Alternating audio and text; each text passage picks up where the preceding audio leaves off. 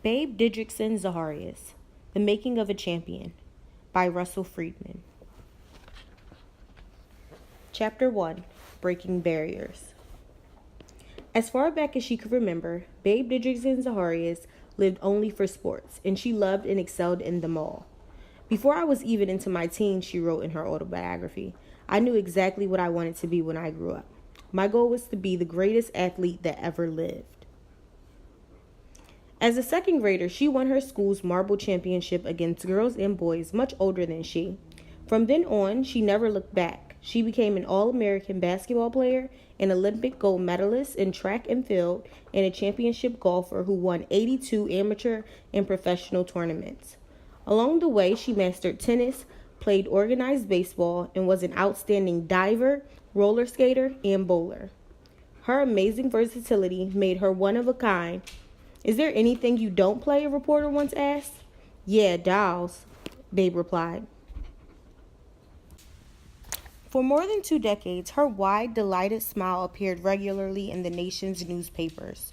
Sports writers called her the Wonder Girl, the super athlete, or simply the Babe, and the Associated Press poll of sports editors voted her Woman Athlete of the Year an unprecedented 6 times. In the eyes of many, she was and still is the greatest woman athlete of all time. Babe was lavishly gifted, but she became a champion through relentless practice and a burning desire to excel. When she took up tennis, she played 16 or 17 practice sets a day. She ran the soles off a pair of tennis shoes every 2 weeks. Oh, how that good girl could work for the things she wanted, her sister Lily recalled. Proud of her skills, supremely self-confident, Babe loved the limelight and never hesitated to boast about her accomplishments.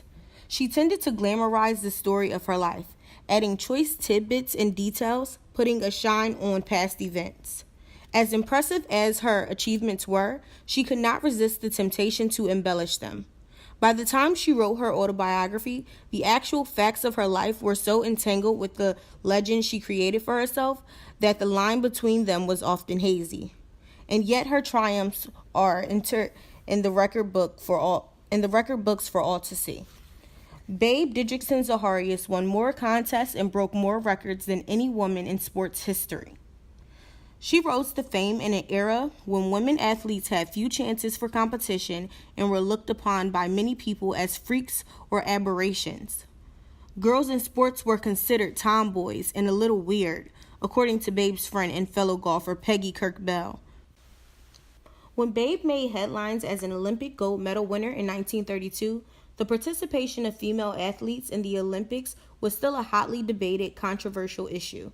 Baron Pierre de Coubertin, founder of the modern Olympic movement, had assailed women's sports as against the laws of nature, an opinion shared by others who believed that competitive sports were too strenuous for the weaker sex. You know the ancient Greeks kept women out of their athletic games, said Avery Brundage, president of the Amateur Athletic Union. They wouldn't even let them on the sidelines. I'm not so sure, but they were right.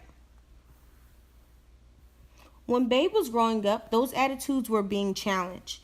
She was 9 years old in 1920, when the 19th Amendment to the Constitution finally gave American women the right to vote.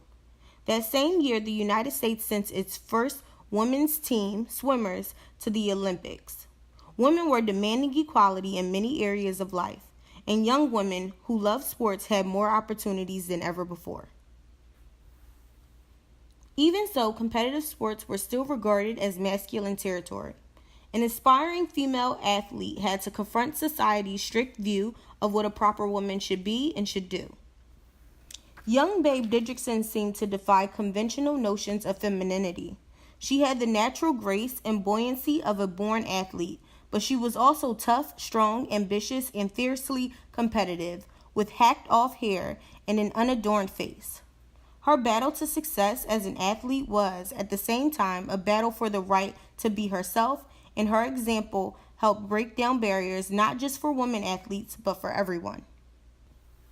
Babe was a very brave girl, or she could have never become the person she was, said her friend and former teacher Ruth Skurlock. Golf was the game she loved most of all, and with her wisecracks, clowning, and trick shots, she brought a new sense of theater to the golf course. In 1947, she caused a sensation when she captured the British Women's Amateur Golf Championship, becoming the first American to win that historic tournament since its inception in 1893. We have not seen a fairway phantom like her, not in 47 years, marveled a London newspaper. What a babe.